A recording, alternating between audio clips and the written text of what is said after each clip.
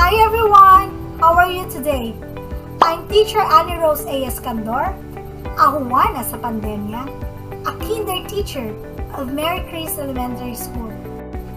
How am I as a Juana in this pandemic? In times like this, women are the most affected. We are the primary caregivers, from teachers to being a daughter, a sister, a mother, or even a friend. It is indeed a difficult time to sway and move to the tide of the wave of this pandemic. I could say, I become stronger. I become a more hands-on mom. I learn a lot, especially with dealing my children and their feelings. I spend more time taking care of their needs. I prioritize more about my family, about myself. I become a chef, a nutritionist, a tutor, a yaya to my children, and help them out to be able for them to learn how to be independent and know the basics for survival in case something happened to me. And most especially, I try to bring them closer to God, our Creator. You were asking about my thoughts about Juana sa eskwela? Is it being a teacher or a mother who's sending children to school? Let me first start with being a mother.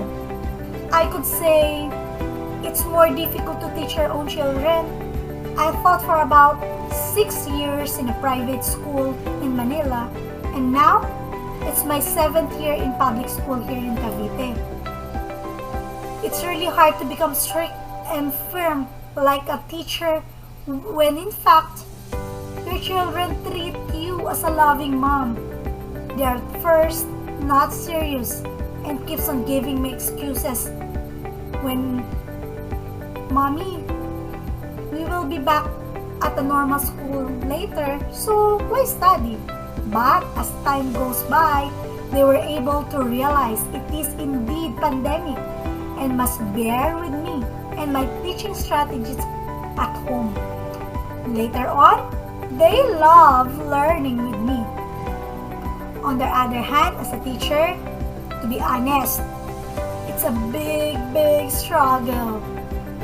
I am at home but need to do my job as a teacher. Gossips coming everywhere as if teacher just received salaries without going to school. They don't know really the role of a teacher. And oh come on, if you can only switch on the CCTVs in our houses, you might say, are teachers still sleeping?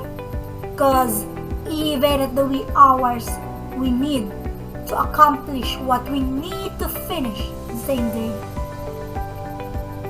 And I must say, we have more work and job to do than being in a normal classroom setup.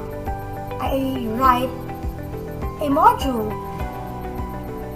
I need to adjust to become technically aware of the application, just like the Zoom, the Google Classroom, PowerPoint presentation, and the likes. We need to attend series of webinar. Though before we are attending seminars, it's more like an additional work for us to update ourselves. We need to reach out to every pupil, check their status, their health, their emotions. It is indeed a hindrance we need to overcome. Still, I love being an educator who's changing lives. How did I manage my work as a teacher and duties at home during quarantine? As I was saying, it's a struggle.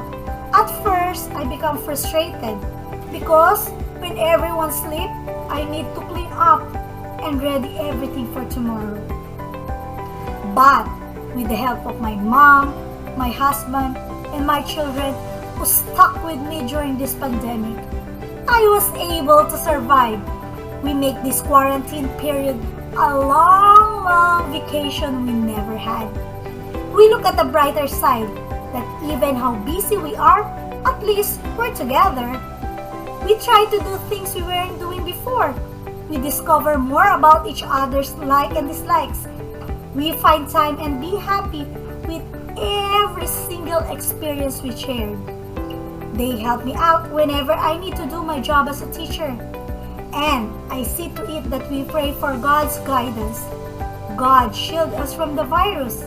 He guided us to be strong in faith, to pick up ourselves in times of sorrow.